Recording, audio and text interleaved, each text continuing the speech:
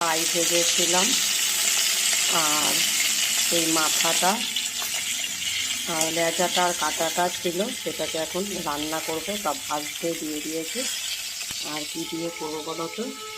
সর্ষে, নারকোল বাটা আর কাঁচা লঙ্কা। এবং মাছটা ভাজা হয়ে গেছে। এবারে মশলাটা আমি এর মধ্যে দিয়ে দেবো। পরিমাণ মতো নুন আর হলুদও দিয়ে দিয়েছি।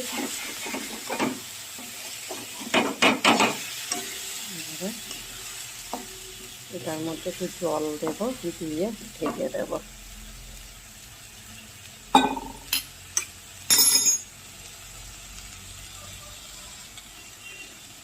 একটু জল দিয়ে দিলাম, দিয়ে এবার এটাকে ঢেকে দেবো।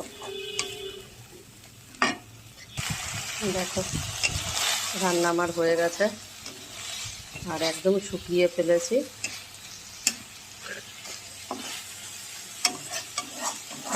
চলো, রেডি হয়ে গেছে। মাছটা সর্ষে দিয়ে, নারকোল দিয়ে আর পোস্ত বাটা দিয়ে করলাম।